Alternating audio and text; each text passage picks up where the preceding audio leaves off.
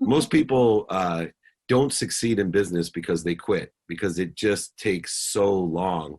So I thought we'd talk about how long it takes to build a business, even if you have an extraordinary brand like yourself. When did you get started in building this business? Thank you. Well, the building of the Danica Rosé business actually tracks back to building of Somnium, which is my original wine venture that is obviously still going. And that started back in 2006 when I went to Napa Valley and just kind of fell in love with the whole process, fell in love with wine and how it's made and the connection. And I then started, looking for land, bought, planted from nothing, created this brand called Somnium. And so because of Somnium, then I was suggested to become part of this idea for a French rosé that is authentic to France and grown and made in Provence. And so it was really, I was like the critical puzzle piece to really bring the whole thing together, in that I love wine. I've already been in the business. I understand it. My brand, number one, I'm all about authenticity. So if you're going to make a rosé, there's nothing more authentic than making one in Provence, which is the original home of rosé. And then obviously, being able to, be that critical element that has the ability to get it out there, to be able to be lucky enough to talk to people like you, David. And so it always takes a team, right? Like there's someone that's helping distribute it. There's someone that's helping fund it.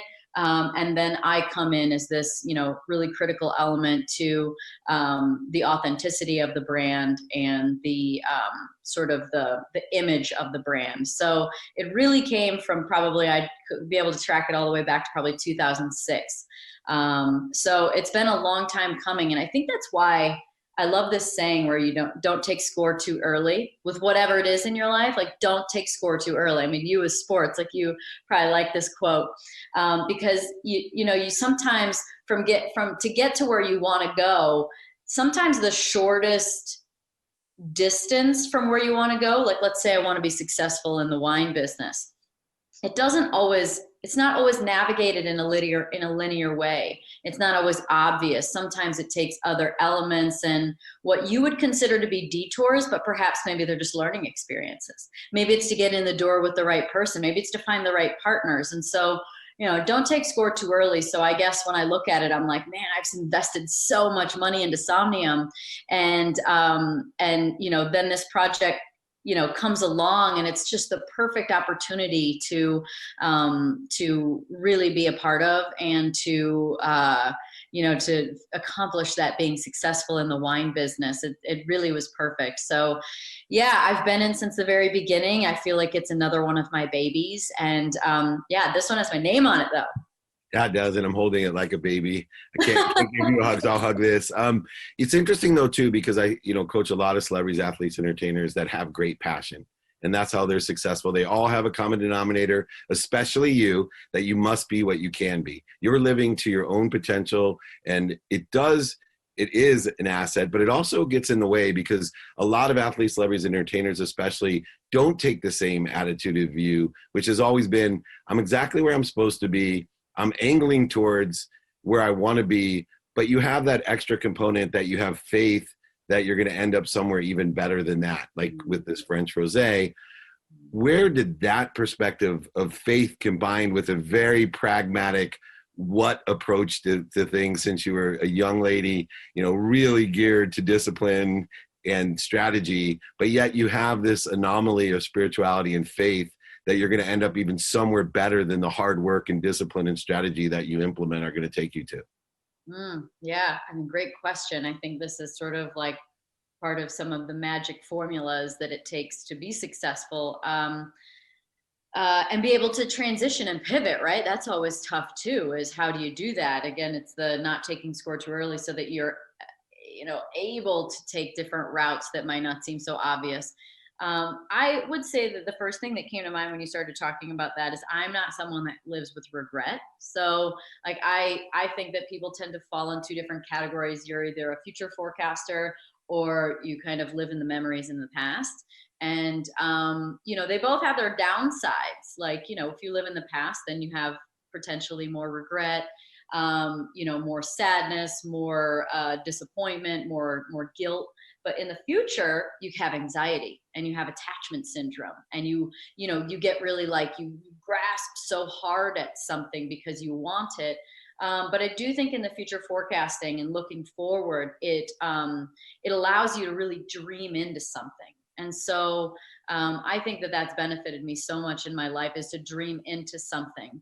And then, I don't know exactly. I think it's through experience, to be honest, this one. But the part about being able to think it could be better than I could ever expect comes from being forced into situations that didn't feel comfortable or maybe right. And then you end up going, wow, that actually ended up better. And then you start to reprogram yourself to realize that, wow, maybe something could be better than I could ever imagine. And of course, you can't imagine it because you haven't experienced it yet.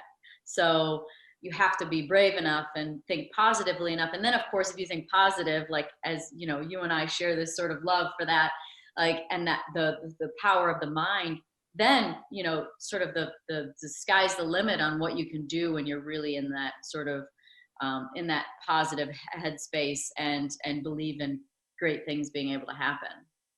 And it's so true. Our mindset, we both have the same philosophies, but we also came from very similar circumstances, from very hyper competitive, scarce competitive world where, we actually had met when we were younger, and sure, you didn't realize it, but we had the same exact personality. It was just win or nothing, fired up. And yet now I see a great humility without losing the pursuit. You were someone that were laser focused on your pursuit of what you wanted, your potential. And yet it's a keen balance to have this humility about, I don't know what I don't know. I'm going to allow things to happen while I'm I call you a ferocious Buddha, but you're ferocious. How do you blend, still being that ferocious competitor that's one of the greatest racers of all time, with this new form humility of allowing things to happen?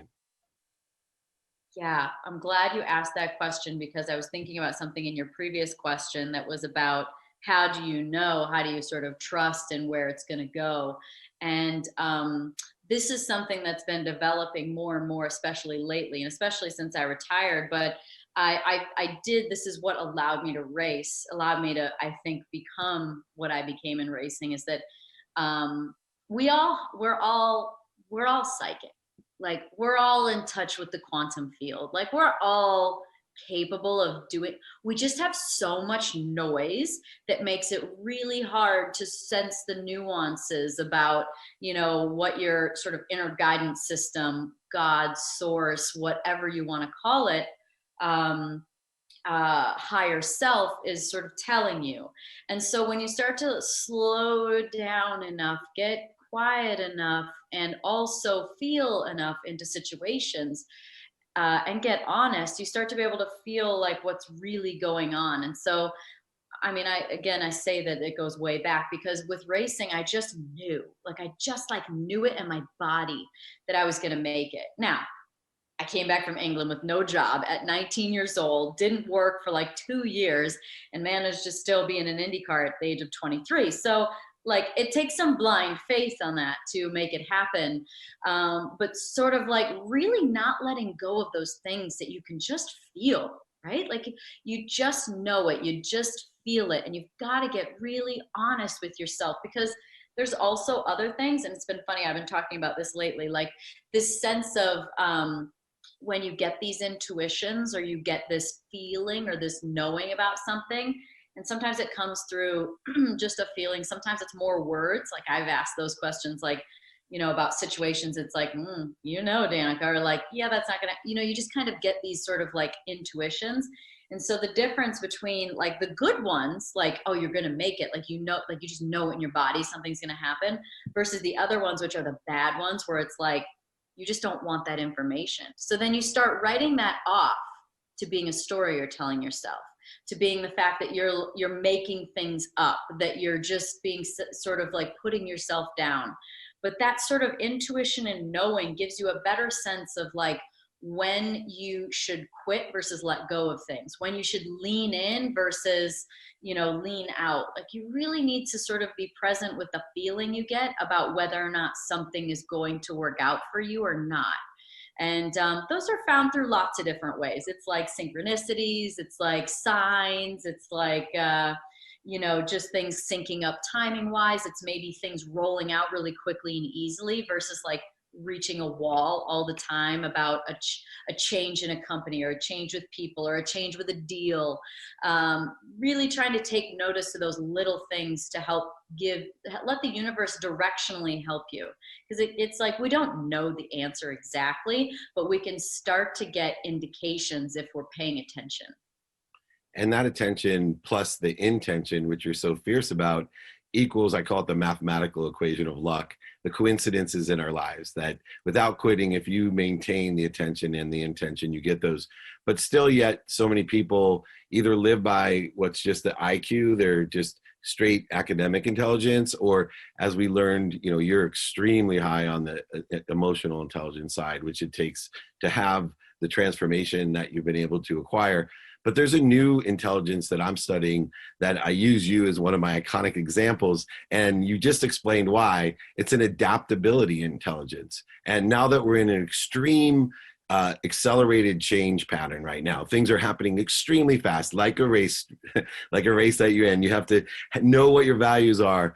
What are some of the characteristics that allow you to adapt? I always say, I hate the word quit, because people to know you're just adapting. The one wine company adapted into something better and different, like the rosé, and you continually adapted your racing career into different tracks and different careers. And here you do it again as an entrepreneur. What are some of the key things that allow you to adapt when things change very quickly?